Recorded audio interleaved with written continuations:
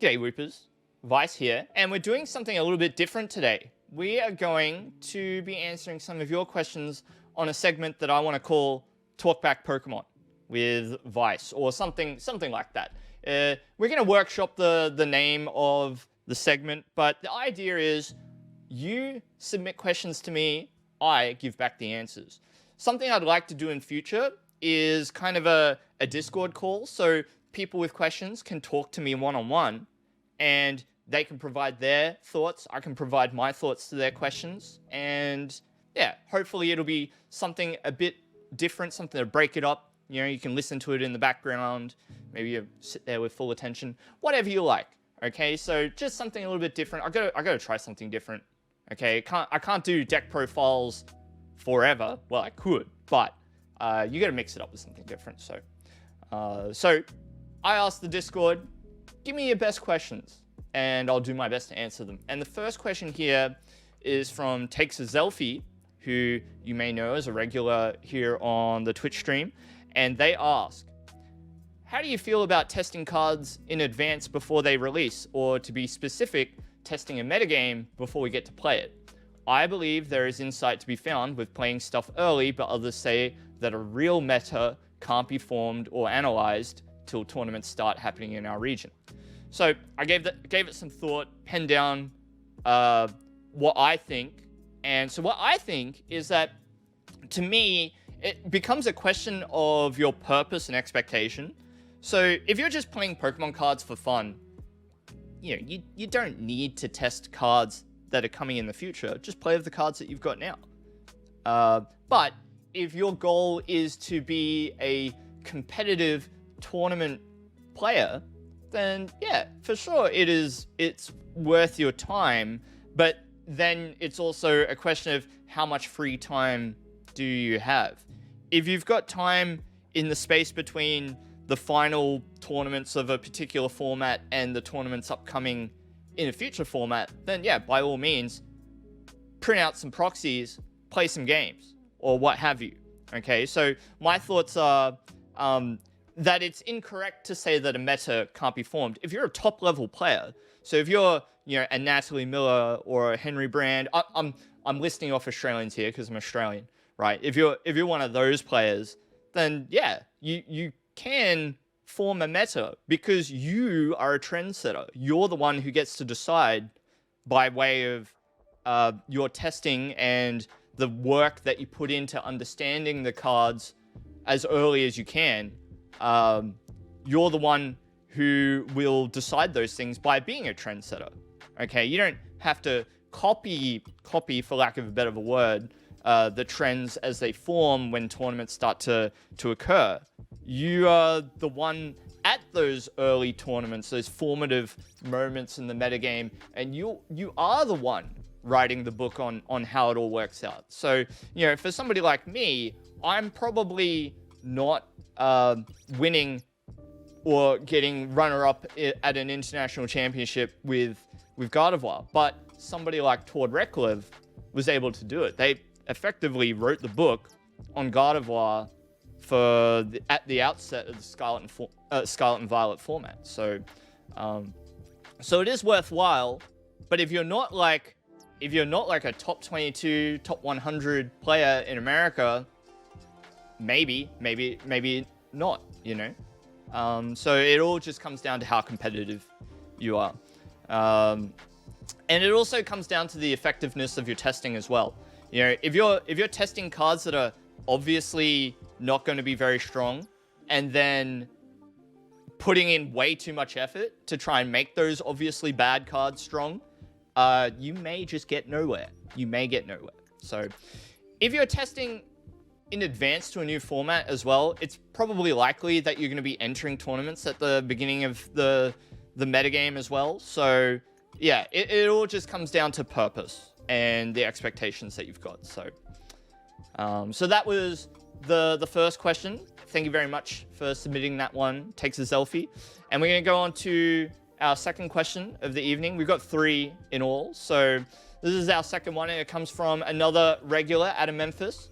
Adam Memphis asks, quite simply, how actually good are single prize decks? Can they top 8 worlds, or do they fall a little short of the stronger meta decks? So, in other words, could a deck like United Wings top 8 at Worlds? And look, single prize decks can be good. Just look at Lost Zone Box. That's really good.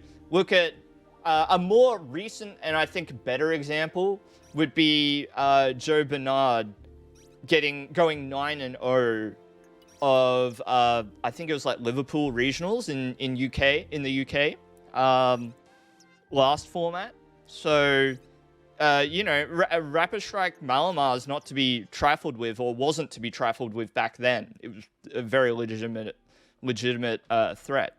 And so what I think you have to look at is what is like the general identity of these successful single prize decks from the past? Like, what did they look like to make them so effective? So if you look at most recently, you've got Union Wings with Flamigo and friends, Lost March. You had you know, what was it, Joltik and Pumpkaboo and Lampent, I think. You had Rapid Strike Malamar, which I already went over. Lost Zone Box, okay, we know all about that one.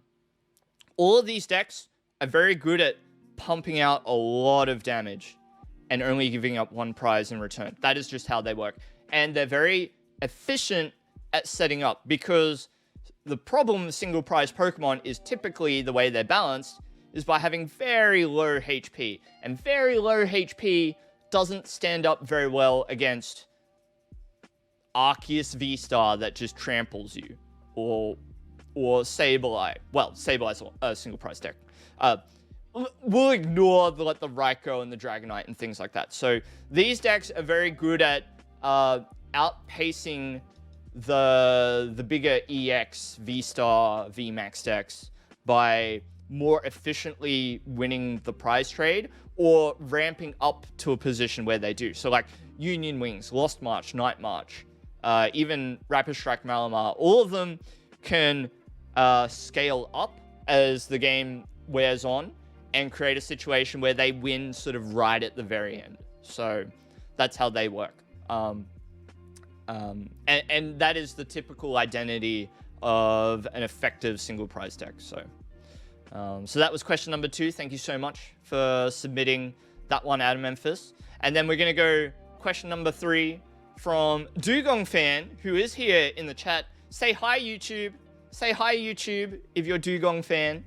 And Dugong Fan submits their question. At the moment, a lot of players feel that 50 minutes best of 3 leads to too many draws. However, many top players think that best of 1 is too luck-based for high-level tournaments, since getting a good start is so important currently. An idea I have seen suggested by some top players like Azul and Jake Gearhart is to change the rules during game setup so that the player initially draws 13 cards. So instead of drawing 7, you draw 13, and then from which you have a starting hand of 7 and 6 prize cards are chosen from that 13. So you would look at the 13 and go, okay, I want these 6 to be my prizes and the rest will be my starting hand. Okay, and then the question is, do I think if tournaments move to best of 1 Swiss rounds and a draw 13 or similar, sorry, let me word that again because of the way the sentence is worded. Do I think if tournaments move to best of 1 Swiss rounds, a draw 13 or similar, would it be required in order to reduce bad luck influencing games too often? I think that objectively, yes, like that, regardless of the format, whether it was best of 3 or best of 1, I think introducing that would reduce bad luck influencing games. I think any rule change like that raises the amount of choice that a player has will reduce bad luck. Now, and this is going to be the part where people disagree with me. I don't think that variance is bad. And I think that prize cards being an aspect of the game is good. So this might be a good middle ground where you still... So other ideas I've seen floated around is just like getting rid of prize cards completely. I think prize cards are good for the game.